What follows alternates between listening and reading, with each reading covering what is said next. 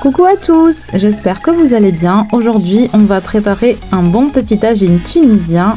Et pour ce faire, on va avoir besoin de 500 g de viande hachée, du fromage râpé, 8 œufs, 2 pommes de terre, 2 fromages vache qui rit, un oignon, 2 gousses d'ail, du persil, un peu de tomate concentrée.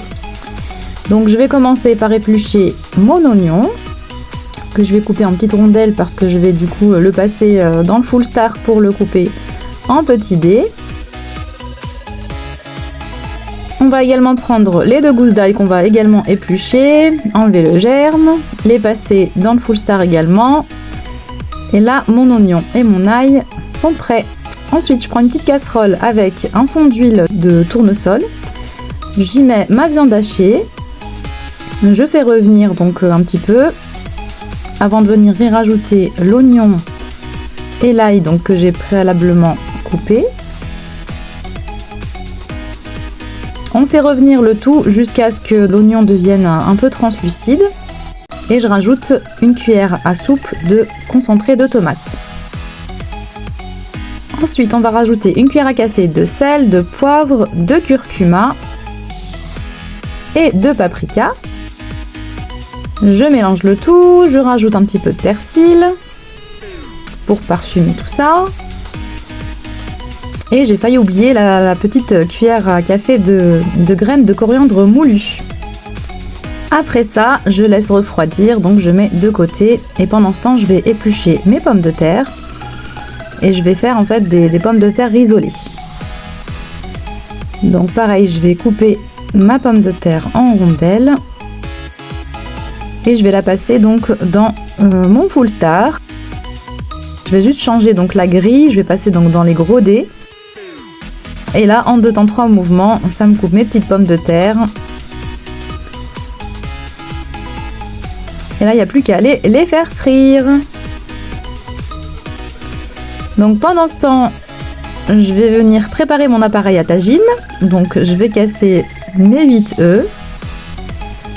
Donc après, je me suis rendu compte que c'était pas assez, donc j'en ai rajouté 2. Donc en tout, c'est vrai que pour la recette, ça fait 10 œufs. Donc je vais venir les saler et les poivrer. Donc une cuillère à café pour le sel et pour le poivre. On fouette bien le tout. Et là, je vais venir rajouter une cuillère à café de levure chimique. Donc et là, on fouette bien. Vous pouvez aussi utiliser un batteur. Alors j'ai mis une vitesse x10, c'est pour ça qu'on a l'impression que ça fouette comme un batteur, mais c'est juste une fourchette. Et là, donc entre temps, donc voilà, ça a bien refroidi, les pommes de terre sont cuites, donc je vais venir beurrer mon moule. Par contre, n'hésitez pas à utiliser un peu d'huile parce que le beurre, oui, je me suis rendu compte que ça tenait pas forcément très bien.